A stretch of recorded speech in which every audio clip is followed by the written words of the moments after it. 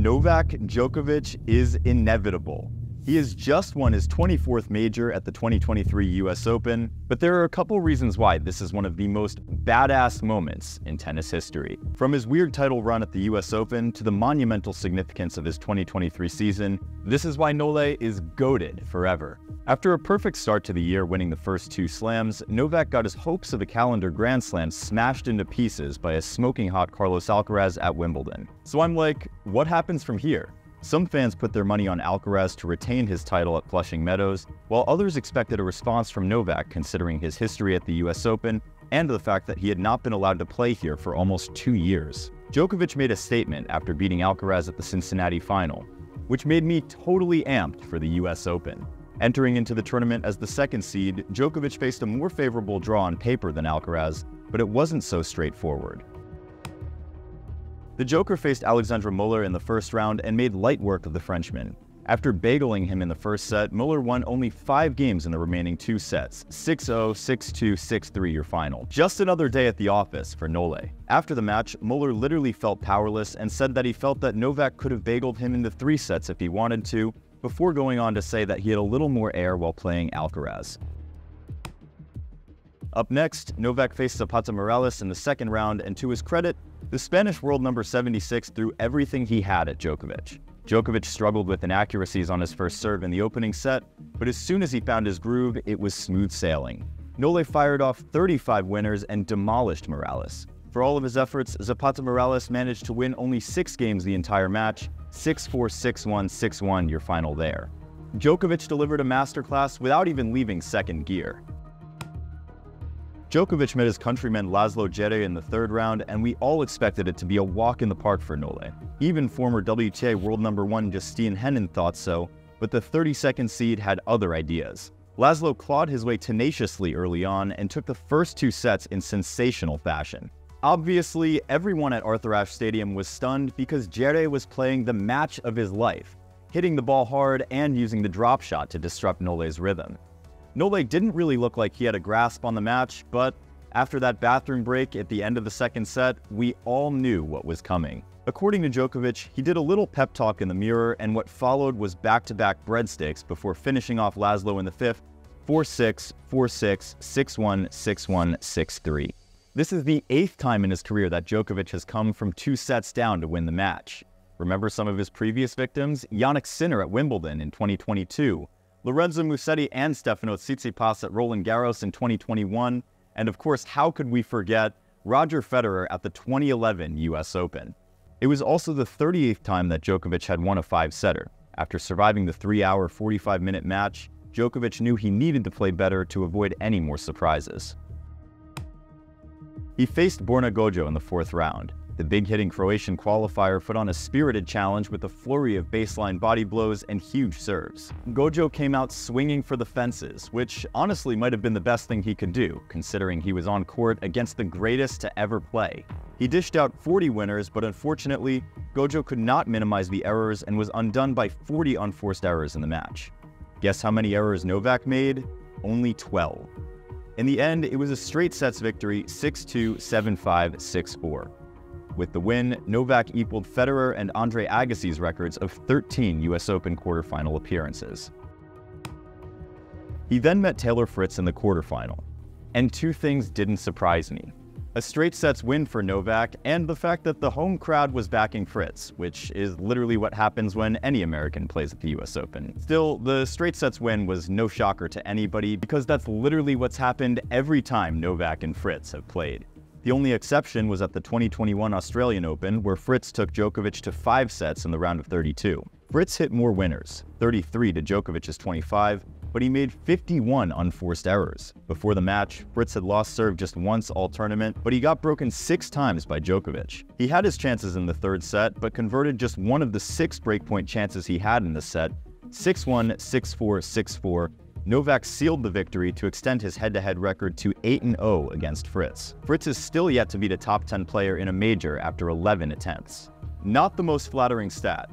After the match, Novak serenaded fans and led them through a sing-along of the Beastie Boys' "You Gotta Fight for Your Right to Party!" Woo! Fritz, on the other hand, was a little hard on himself and said this. Novak, he'll make me feel like I'm serving, worse than I am, but that's just how it is. This brings us to the mental aspect of tennis and competition generally. How can you best fortify your mental health while keeping those doubts from creeping in even when you're having a bad day? Growing up as a tennis player, I've faced my own mental battles on court.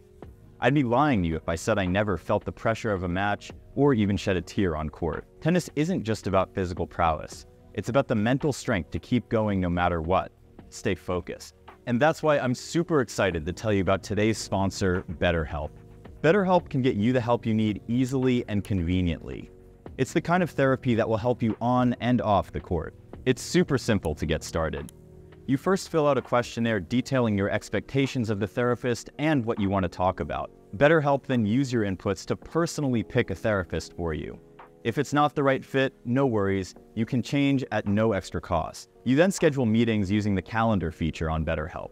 These can be video calls, audio calls, even text messages. It's really flexible and convenient for you. That's the other part. You can text your therapist at any time, so if you're having a bad day or going through something, they'll always be there to help.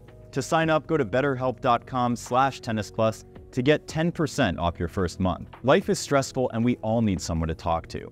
BetterHelp is the resource that I use to work on my mental health. Try it for yourself and get the help that you need. So, by reaching a 47th men's singles major semifinal, Djokovic surpassed Roger Federer's Open-era record of 46.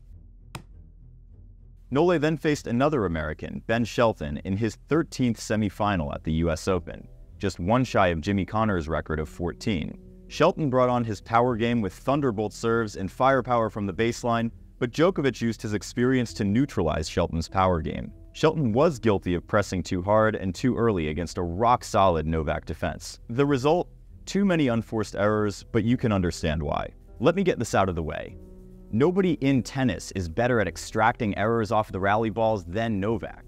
He dictated play in the match against Shelton, and most of the time it paid off handsomely. But what else would you expect from a guy playing his 47th major semifinal compared to a guy playing his first? The first two sets were pretty straightforward as Novak broke the 20-year-old multiple times, but his spirited display from Shelton in the third led to a tiebreak and made things more interesting. Ultimately, it wasn't enough after 2 hours and 40 minutes. 6-3, 6-2, 7-6, your final score in favor of Novak. Djokovic had now extended his record against players competing in their home Grand Slam to a 30-1 mark. But aside from the scoreline, something else grabbed our attention. At many points during the match, he just kept going for power shots, and some fans thought that his celebrations afterwards were arrogant and a little exaggerated. After the match, Djokovic gave Shelton a rather cold handshake by his standards after he had already marked his win by giving Shelton the taste of his own medicine. He said that he simply loved the celebration and decided to copy it because he thought it was original. Are you buying that? I don't know if I am. What are your thoughts on the whole situation? And what are your thoughts on American tennis as a whole? Because for the first time since the Australian Open earlier this year, we once again had 3 American men in the quarterfinals. Is this a return to the glory days? Let me know what you think.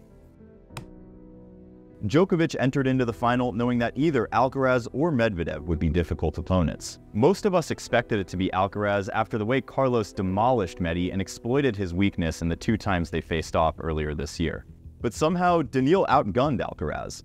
I wouldn't really call it an upset because Medvedev is a hard-court specialist and he's already won the US Open. Still, you could say his win was somewhat anticlimactic as we were all looking forward to the Djokovic-Alcaraz match, whether we choose to admit it or not. Still, I was interested in seeing how Djokovic would handle the pressure against Daniil this time around. Understandably, the pressure was less than it was 2 years ago, but there were a lot of things to look forward to because a lot was on the line for both players. For Nole, a record 24th major, a 4th US Open title, the chance to avenge his 2021 final loss, and whatever else you might want to throw into his reasons for winning. For Medvedev, it was meant to be a legacy-defining moment in some part.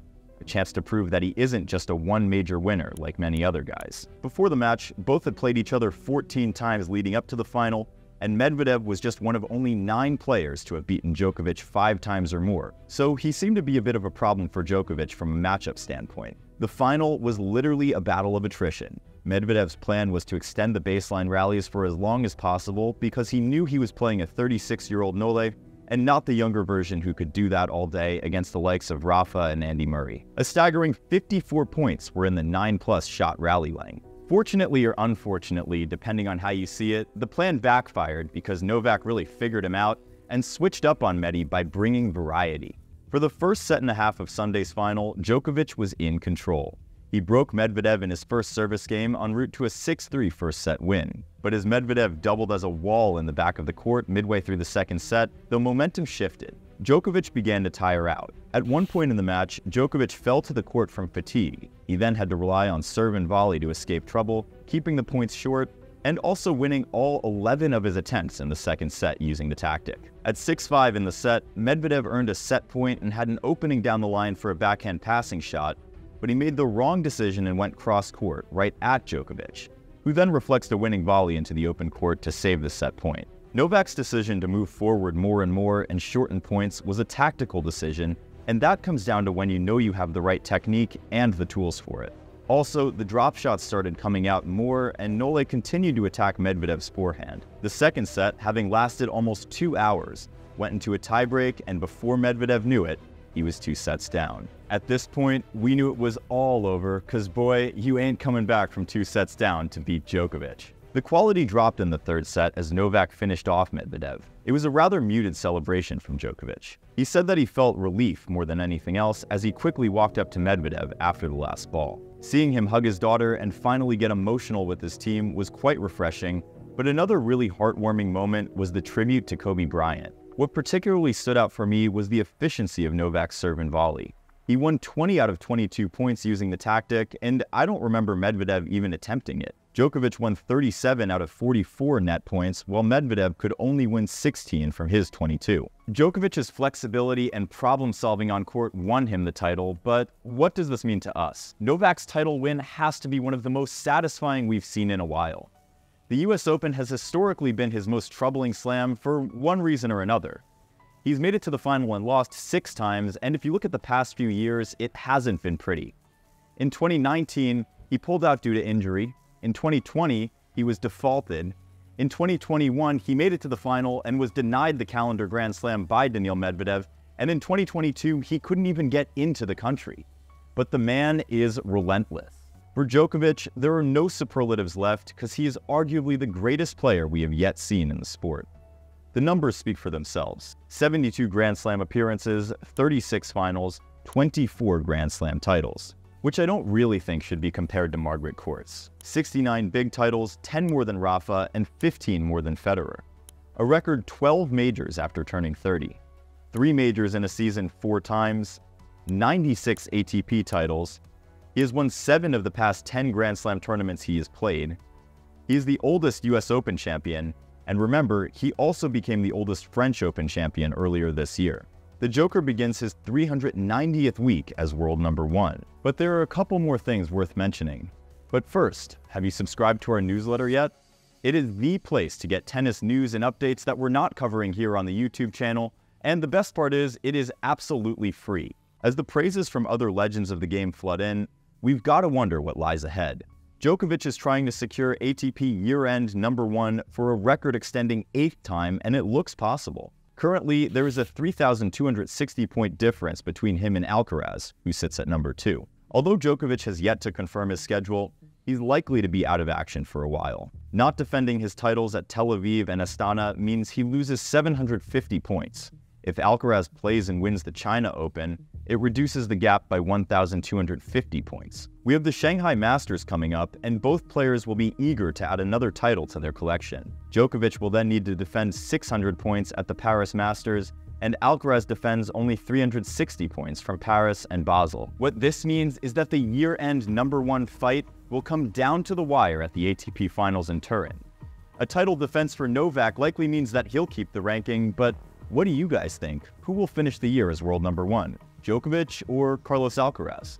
2023 may go down as one of the best years ever in Novak's entire career, not just because of what he's achieved, but the significance of those achievements and how he got his revenge, if you know what I mean. I've once talked about Djokovic's ability to evolve as the key ingredient to his longevity. We've seen the version 1.0 between 2007 and 2010, where he was somewhat physically and mentally frail, but successful in his own right. The 2.0 between 2011 and 2012, where he was a new and improved machine coming of age and competing with arch rivals at the highest level. The version 3.0 between 2015 and 2016, where he obliterated almost everyone on his path, winning 31 matches against top 10 players in 2015 and setting a record of 16,950 ranking points the following year, and completing the non-calendar Grand Slam. We saw the version 4.0 between 2019 and 2021, an older but more complete player. Now we are dealing with the most recent version, a mature, complete player schooling two generations of players. When asked who would win between a 36-year-old Novak and a version 10 years younger, Djokovic stated that the 36-year-old Novak would win without a doubt. On some days, his best tennis gives him the win. On other days, his experience, mentality, and desire do the trick. Honestly, I believe Djokovic has a few more slams in him, and it's difficult to predict when and where he'll stop because he truly believes that there's no limit. For the rest of the tour, Alcaraz and Medvedev continue to lead the way with the most titles and most impressive performances. I think Alexander Zverev is fully back to himself, so we should be seeing more of him from now on. Shelton has broken into the top 20, but still has a lot of learning to do. Who else should we be looking out for? Although the last Grand Slam tournament of the year has just ended, the year is far from over and there is still a lot to look forward to. But for now, we have to deal with the fact that Novak wants to keep playing till 2028. We thought that Wimbledon this summer was a bit of a passing of the torch between Djokovic and Alcaraz, but clearly Novak had other ideas. The job is not finished, there is more to be won because at this point, with every match he plays, it looks like there's a new record to be broken, which is quite insane. Besides, he still probably wants to win the Olympics, maybe try one more time for a calendar Grand Slam, extend his weeks at the top for as long as possible, and all that. It's the kind of mentality Djokovic has. Again, with all that he has achieved, I think Novak Djokovic is one of the greatest athletes we've ever seen. Here's why tennis players are scared of him.